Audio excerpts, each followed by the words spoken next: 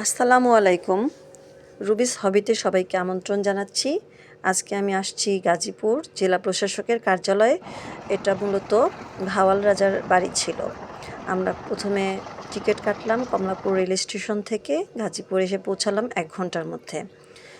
তারপরে আমরা রিক্সা নিলাম 20 টাকা করে। তারপর আমরা আসলাম ভাওয়াল রাজার বাড়ির ভিতরে। ভাওয়াল রাজার বাড়িটা হচ্ছে অনেক সুন্দর। এখানে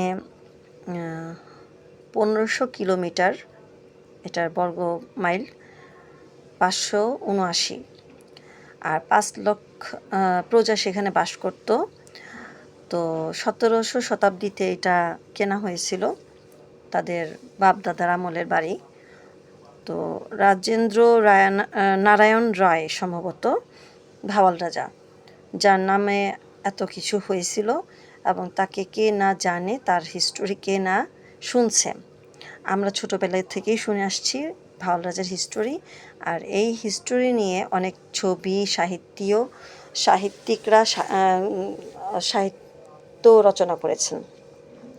তো আসুন জেনে নেই। প্রথমত ভাওয়াল রাজা কয়েকটা বিয়ে করেছিলেন। তারপরে তার একজন ডাক্তার ছিল, আশুতোষ ডাক্তার। আশুতোষ ডাক্তারের সাথে তার স্ত্রী বিভাবতীর সাথে একটা অনৈতিক সম্পর্ক গড়ে ওঠে।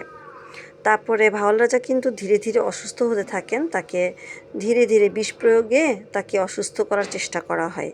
তো ডক্টর আশুতোষ ভাওয়াল রাজাকে আর সুস্থ হতে দেন না। অবশেষে মৃত্যুশয্যায় গেলে তিনি স্ত্রী বিভাবতীকে বলেন যে যদি ওনাকে না পোড়ানো হয়, শ্মশানে নিয়ে না যাওয়া হয়, তাহলে উনি সবাইকে বলে দিবেন যে ওনার সাথে, তার স্ত্রীর সাথে অবৈধ সম্পর্ক ছিল।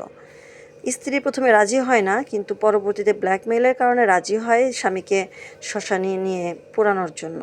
স্ত্রীর বিশ্বাস ছিল তার স্বামী মারা যায়নি। যখন নাকি নিয়ে যাওয়া হয়, তখন অনেক ঝড় তুফান ছিল। তো ঝড় তুফানের যারা নাকি লাশ মানে মঠ পুরানোতে গিয়েছিল, তারা পালায়া যায়, এবং ওই সময়টায় রাজা নিখোঁজ হয়ে যান। তিনি হয়তো তার জীবন নিয়ে পালিয়ে যান, এবং তিনি সন্ন্যাস বরণ করেন। তিনি দীর্ঘ 12 বছর, কেউ বলে 7 বছর পর ফিরে আসেন, এবং এসে দেখেন যে রাজ্য পুরোটাই আশুতোষ ডাক্তারের আন্ডারে। তো যখন তিনি মামলা করেন যে এই রাজ্য আমার, তখন ইন্ডিয়া এবং বাংলাদেশের মধ্যেই এই মামলাটা সবাই জানে। 1935 সালে মামলাটা হয়। 1 যুগ ধরে এই মামলাটা চলে। পরবর্তীতে রাজাকে যখন প্রমাণ করতে হয় যে আসল রাজা উনি কিনা, তো রাজা অনেকভাবেই প্রমাণ দেন। যেমন কোথায় কি আছে, সিন্ধুকে কি আছে, বা রানীর কোথায় তিল আছে, এই জাতীয় অনেক প্রমাণাদি দেওয়ার পরে সেই আমলের কোর্ট থেকে তাকে পারমিশন দেয় যে হ্যাঁ, তুমি আসল রাজা। তো উনি যেহেতু সন্ন্যাস জীবন বরণ করছেন, উনি আর এই সম্পত্তির লোভ করেন নাই। রাজা তার আন্ডারে সম্পত্তিগুলো নিয়ে আশুতোষকে অ্যারেস্ট করিয়ে তিনি এই জায়গা সম্পত্তি সব সরকারের নামে দিয়ে নিরুদ্দেশ হয়ে আবারও সন্ন্যাস জীবনযাপন করেন। এবং পরবর্তীতে আরএস পর্যায়ে সম্ভবত ভাওয়াল অ্যাসেট থাকলেও এটা বর্তমান পর্যায়ে কিন্তু বনভূমির আন্ডারে চলে গেছে, এবং ভাওয়াল রাজার বিশাল বিশাল জমি জমা আছে। আর এখানে অনেক পরিত্যক্ত ভবনের মধ্যে অনেক কিছুই রাখা আছে। এই ফুলগুলোর নাম যদি পারেন ইনবক্সে জানিয়ে দিবেন, কমেন্টে। এবং এই ফলটাও আমরা চিনি না, ফলটা যদি কেউ চিনে থাকেন, কোনো উপকারী কিনা জানাবেন। আর এখানে যেহেতু আমরা শুক্রবার দিন আসছিলাম, তো অফিসিয়াল কাজ বন্ধ, দোতলায় আমরা উঠতে পারি নাই। এখানে বিশাল 350টার মতো রুম আছে, এবং কতগুলো যে সিঁড়ি এবং দরজা আছে তার কোনো হিসাব নাই। কিন্তু যেহেতু এটা এখন ডিসি অফিস, জেলা প্রশাসকের কার্যালয়, এখানে এখন যে কেউ আসলেই ঘুরতে পারবে না। আমরাও যে আসছি, ছাদটার মধ্যে আসছিলাম, কারণ ছাদে রিপেয়ারিংয়ের কাজ চলছিল, নইলে আমরা এই ছাদের মধ্যেও ভ্রমণ করতে পারতাম না। তো আমরা খাওয়া দাওয়া শেষ করলাম, যেহেতু আমরা প্রিপারেশন নিয়ে গিয়েছিলাম। রাইস রান্না করেছিলাম এবং হাবিজাবি খেলাম।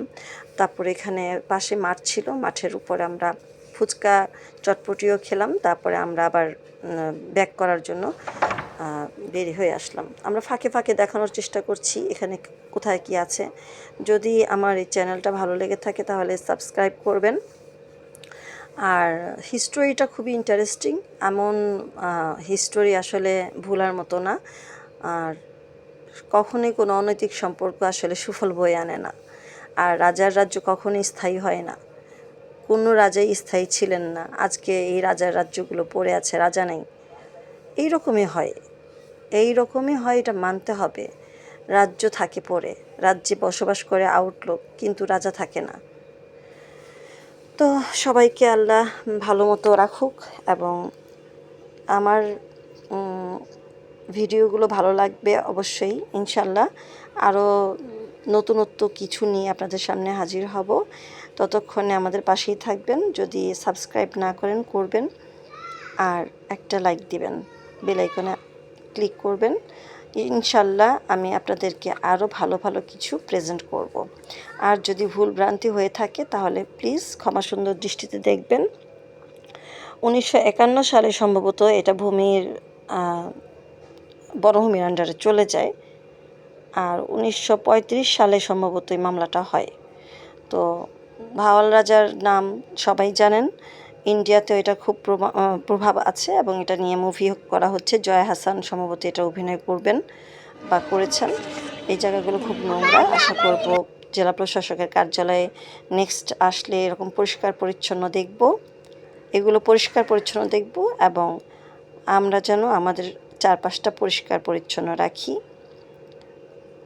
আর ধন্যবাদ সাথে থাকার জন্য।